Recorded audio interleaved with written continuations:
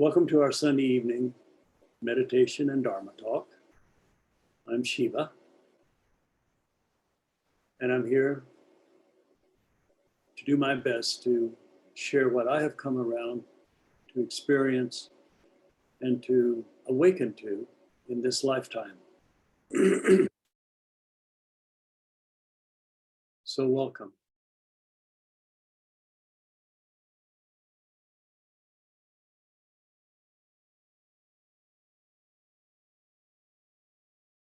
I'd like to talk about something that my teacher said nobody really wanted to talk about, and that was God. I'd like to talk about God this evening.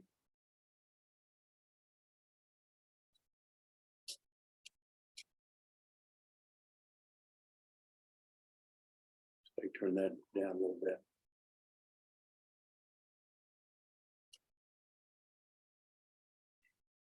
There we go.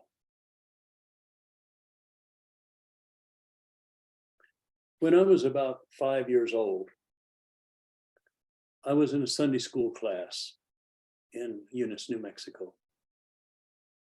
And they had a young lady that was teaching us that Sunday. As I recall, I think she was about 18, maybe 19 years old. And she was so bubbly and so happy.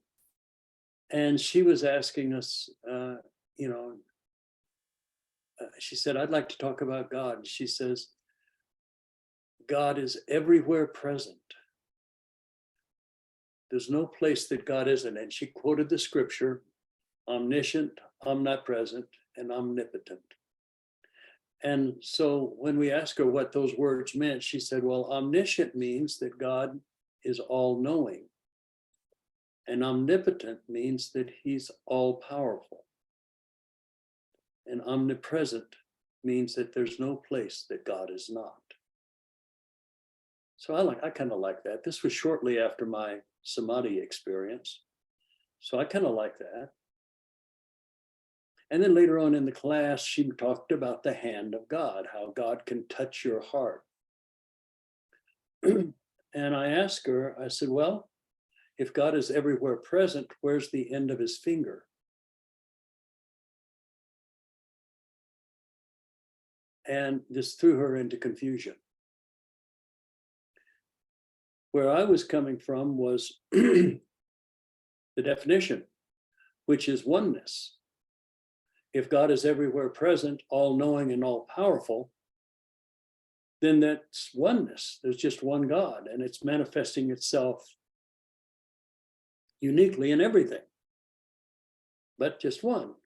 And she had God up there and us down here, and her view of God was that God was created in her image. In the Bible, we were told that we were created in the image and likeness of God. We've made God into a dog. Dog is God backwards. You spell dog backwards, you got God. And we've done that to spirit. We've taken this oneness and we've created it in our image. Many people think of God as Zeus. He's up there in the ethers, kind of watching people down here suffer and go through their pitiful lives. And sometimes he gets angry and throws a couple of thunderbolts down. And if they're doing particularly well, he'll reward them with, something. But God isn't Zeus. I think we've outgrown that model. If you think God has the body that you have, then, you probably need to go somewhere else, because this is not that. This is advanced. This is part of the awakening. When you start to realize that God is everywhere, that there's no place that God is not, and that you are in the image and likeness of the infinite. Infinity does not have a center because it has no edges. the center of the universe is your consciousness, and it's your universe and yours alone. How you're seeing this reality is uniquely yours. Nobody has your experiences, you know. They may be complete agreement with you in every aspect of your life, but maybe in one aspect, maybe they're a Republican and you're a Democrat. There's always something that separates us, isn't there? Age, race, language, culture, physical appearance. Some people can't stand anybody that's skinny. Other people can't stand people who are fat. We have all of these conditions. And we live inside this psychic soup, this occult soup, creating our reality, being influenced heavily by everyone and everything around us, just like we influence them. One of the wonderful things about the enlightenment process is to realize that you are in the image and likeness of the infinite, which means that you are what some New Age people call a co-creator. You're creating your world out of the bigger creation.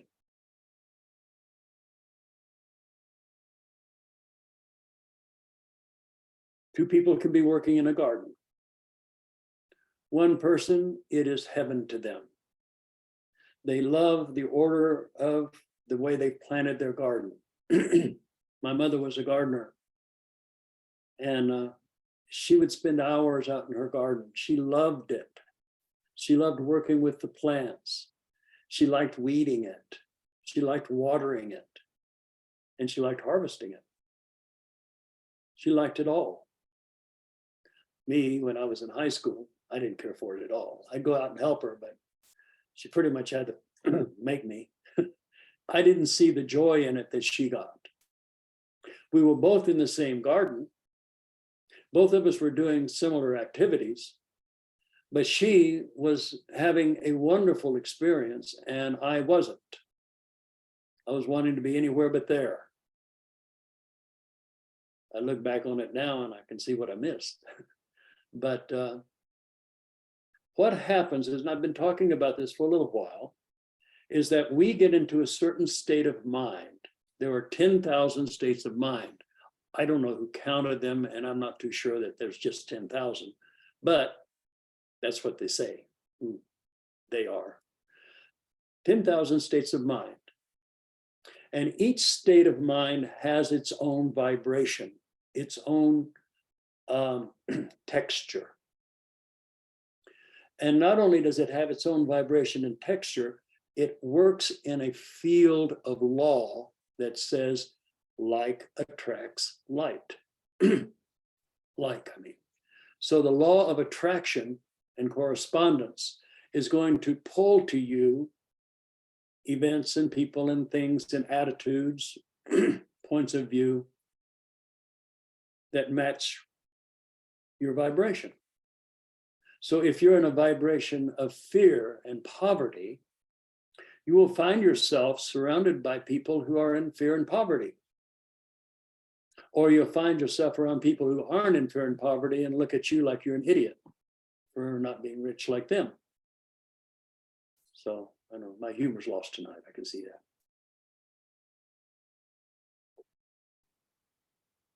But the law of correspondence will bring to you where your consciousness is, where your field of attention resides. So if you're looking at a group of people and you see only negativity, when all you see in them is selfishness or judgmental attitudes or whatever, then that brings that vibration into your heart. Your heart is where it's always been. This is the center of your creative view inside this 6-windowed house. 3 above, 3 below. This is the center. It's also your psychic center. So when you're trying to do self-discovery, you're fighting through the psychic impressions of everybody you know. But if you can move past that, you can be liberated. My teacher said that liberation was being free of the thoughts and feelings of those who love you. Well, why wouldn't that be it? We are constricted by people who love us. They hold us in their heart as being a certain way. In Zen, this is called being fixated. They fixate you as being a certain way. And they really, even though they may not approve of how you're living your life or what you're doing, underneath, they really don't want you to change. Because if you change, that means they have to reorganize their reality and accept that you're not that evil person they thought you were, or you're not that lazy person that they've seen you be. I was astonished how smart and how capable my dad became from the age of 17 to the age of 18. In that 1 year, he went from this kind of uneducated old man that didn't think very much of himself to this amazing being who could build a house with his bare hands, who raised a family, sent me through 5 years of college. He's an amazing man, but I never saw that when I was 17. I was too busy thinking he was stupid and dumb and unrefined.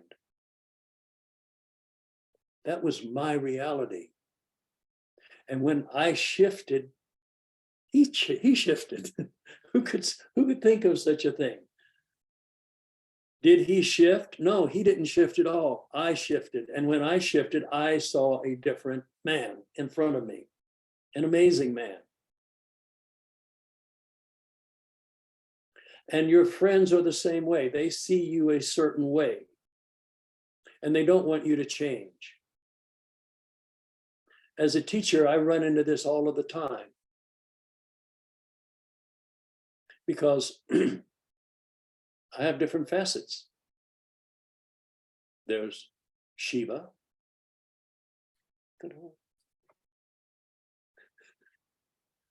And there's Tony.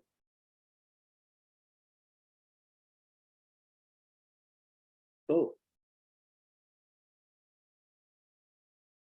Some people only want Shiva.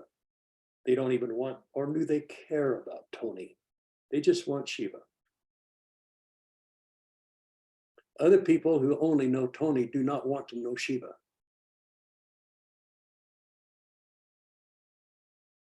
So I'm constantly around people who are fixating me one way or the other.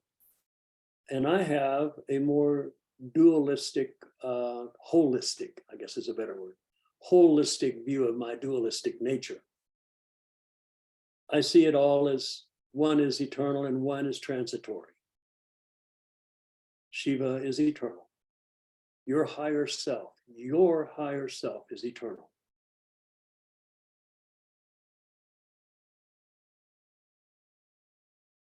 Your egoic self, in my case, Tony, is very transitory and changing all of the time. Changing quicker than I think it should. You know, one day you wake up and realize you're not 60 anymore. My gosh. Yeah. And as you get older, you start seeing that transitory nature in everything. So it's a good time to awaken. It's a good time to expand your awareness into your spiritual nature, that part of you that is eternal. And don't expect people to keep you or to encourage you to do that. They're going to try to keep you the way they see you. They have an idea about God that is nothing like yours. You are created in the image and likeness of the Father, the eternal. which means you are eternal. That you yourself have no beginning and no ending. That in your reality, you are everywhere present inside your reality. You've created your own little world right inside your head. You got a little hologram going in there, taking all of this external stuff and creating a holodeck in which your world exists. And in that world, you put things together the best that you can. But that's not necessarily the way things are once you wake up. It's quite different. Instead of God being up there and you being down here, you realize the oneness and how that magical awareness of life, that consciousness of the divine is in everyone and in everything. There is no place that God is not. There is no other power than the power of the one force, the one God. It manifests itself in many different ways. It can manifest itself as angels, or it can manifest itself as ascended masters or gods or goddesses or demons or devils. It can manifest any way it wants, but it's all made out of itself. There's only one life, and that life is God's life.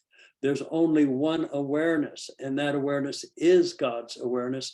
But we as individuals fall into duality. And in this duality, we exist. Everything that we see and touch is part of duality. It has a beginning, a middle, and an end. But you don't.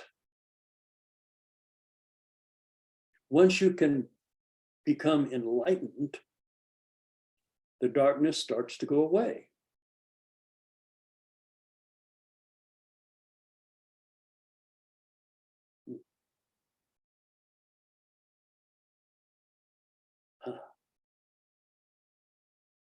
Have you ever considered that you're enlightened?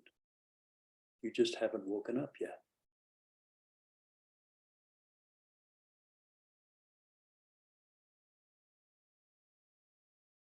I read once that when Buddha became enlightened, after a lifetime of searching in every way he could, when he became enlightened, he realized that he was enlightened.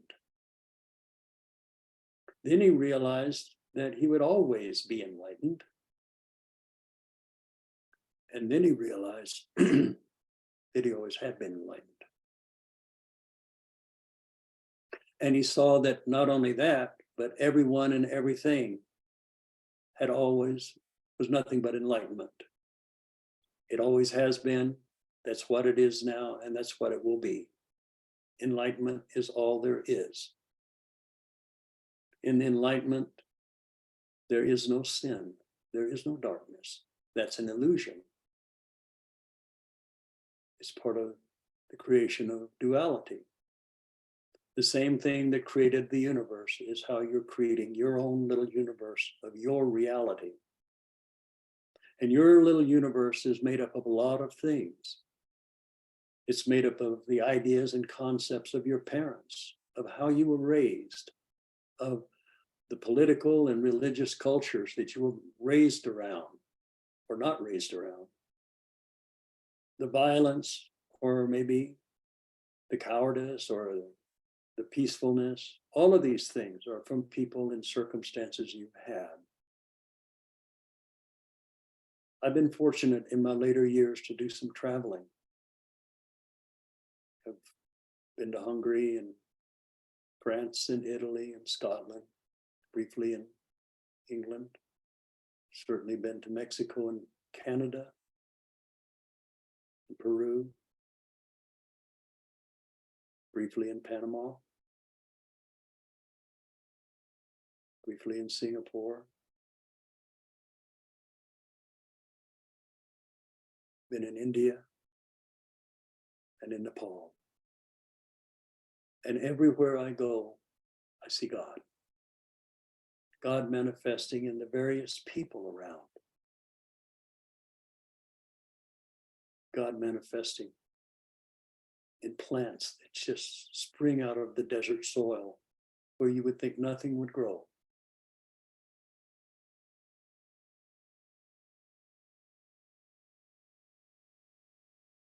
There's more magic and more beauty in this life than you can experience in any given lifetime. We are locked into ugliness. We're locked into feelings of poverty, feelings of suffering. But that's us. That's the state of mind that we find ourselves in. And while we're in that state of mind, we're attracting to us things that are in that vibration. That's the karma. So if you think of yourself as having a low self-esteem, not thinking very good of yourself, maybe thinking yourself as being ugly or unattractive or stupid or old or too young or too fat or too thin. Oh, I'm married. No, I'm single. What is your excuse for not being happy? And don't you realize that any excuse you have is probably a lie? I heard somebody say this last week, that when people are suicidal, they can only see like one or two options. And we'll live or die.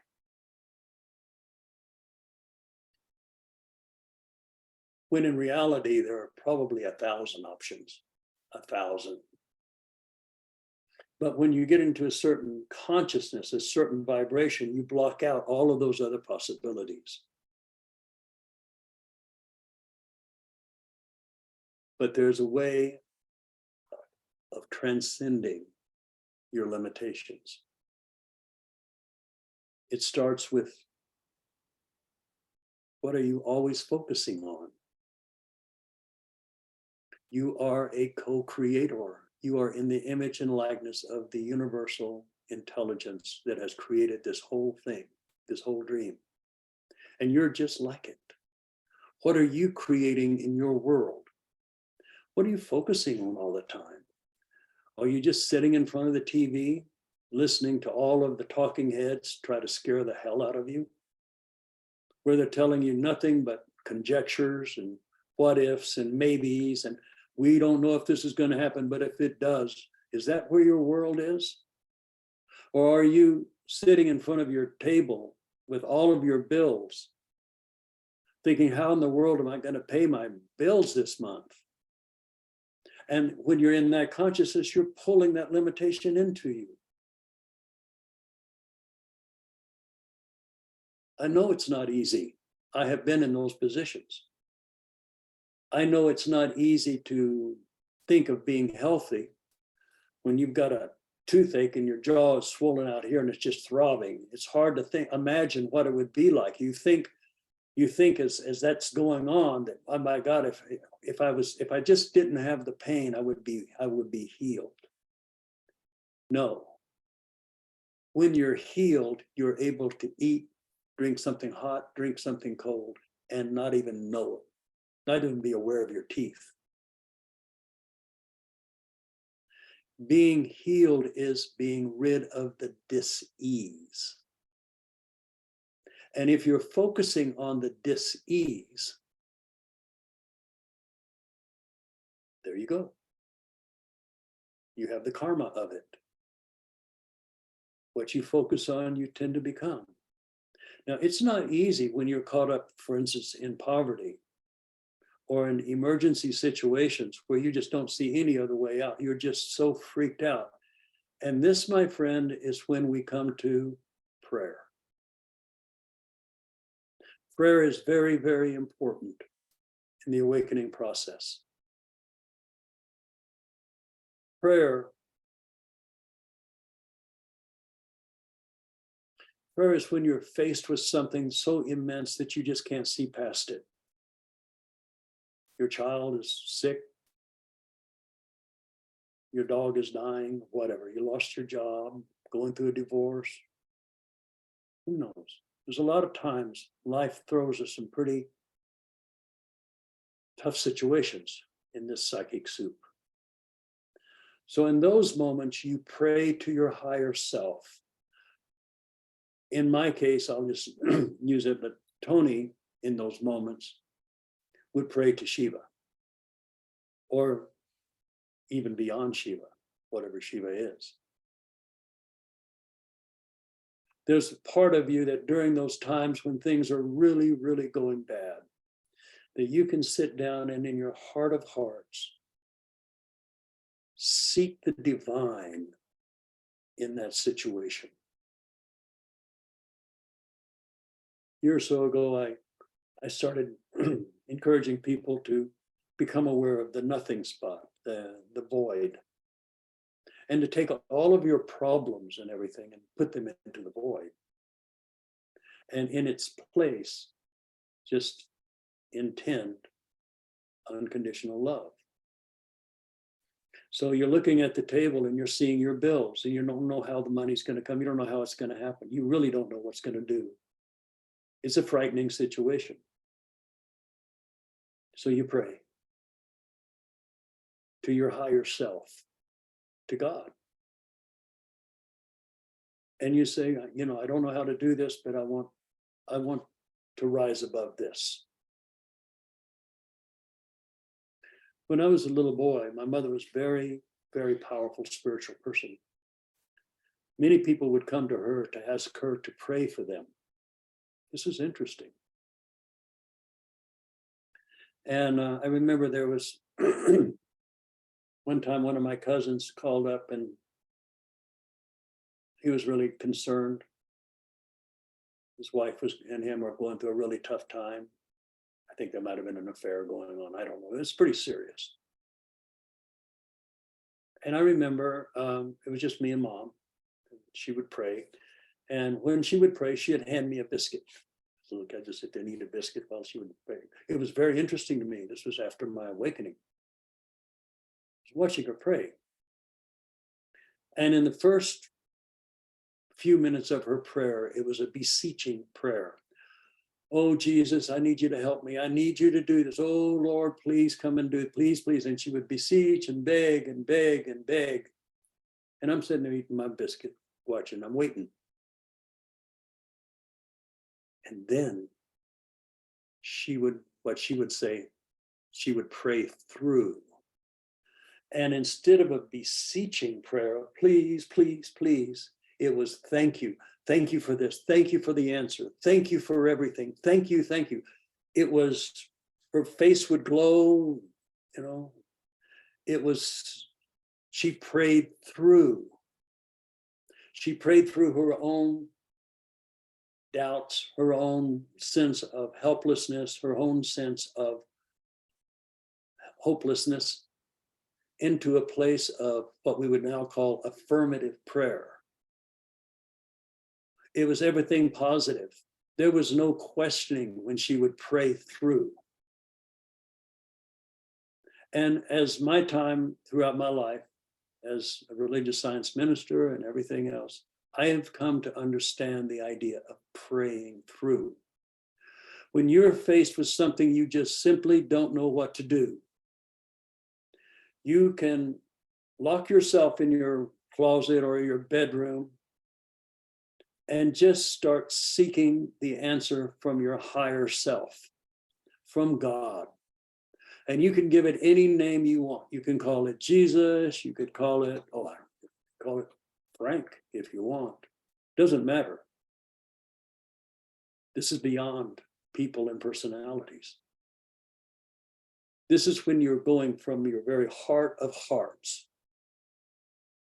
seeking an answer that will bring you peace and joy and a healing, where the dis-ease is now at ease. You get rid of the dis. I think a lot of times people pray, but they never get rid of the debts. They're just praying, oh, help me with my debts, help me with my debts. They don't pray to the point where they think, thank you. Thank you for having all of my needs met. Thank you. Thank you for taking this load off of my shoulders. So to kind of tie all this little Dharma talk up here, you are created in the image and likeness of the divine, which has no limitations whatsoever. And yet you are finding yourself limited because you're in a human condition. But you can, through your intention in your heart and your throat, envision the perfection. Envision the answer, what it feels like. What you focus on all day, you become, you experience it. Some people will pray for 5 minutes and then spend the rest of their day focusing on the negativity. And I'm suggesting that this is a little bit more. 5 minutes of intense prayer is better than 2 or 3 hours of unconscious fear. But you put 20 hours of unconscious or 12 hours of unconscious fear up against 15 minutes of prayer, you need to make some changes. You need to change your attitudes consciously. You need to watch the words that you say. Are you saying that you're free and yet your words are always saying, well, I can't do this or I can't do that? Or are you putting limitations upon the answer? Are you telling the universe how to pay, how to pray, and all of that other stuff? I need $100. My cousin Jim owes me $100. I want Jim to pay me the $100. This is voodoo. Just see the $100 being paid. Why would you want to lay that on Jim? He may not have the money. But if you just say, I need the $100 and I'm thankful for it, I feel it coming to me. I have prayed through so that there's a part of me that knows that my needs are met. And then you get 20 here, 25 here, 10 here, 50 here. Pretty soon you got your money. And Jim is not being harmed by your voodooistic prayer. Just see what you want. Don't outline how it's to happen. Pray through until in your heart of hearts, you know you have the answer. And this is not easy. I had to work 45 minutes one time to pray through. And I was bragging about how long it took me, and I did it until I had a friend say, well, it took me 2 weeks. So how long does it take? As long as you need, but you need to get rid of your fear. In enlightenment, there is no fear. There's no hatred. There's no anger. There's no self-righteous judgment. There is a peace that goes beyond understanding.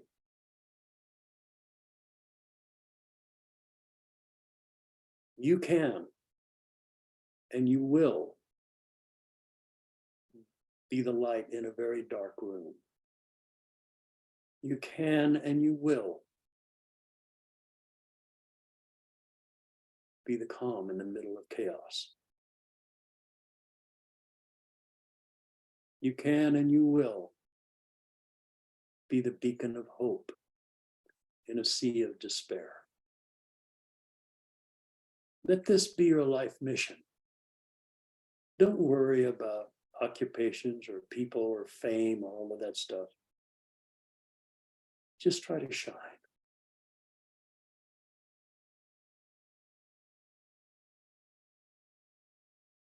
Yeah. You can do this.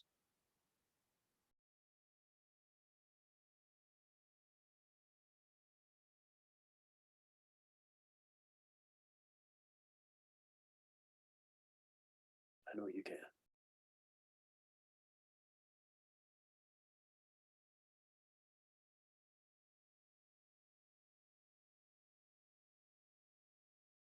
So good luck. As always, if you're interested in having a session with me, the first one is free. Then we can talk about if you want more after that. But it's always nice to have a Zoom session to get to know you.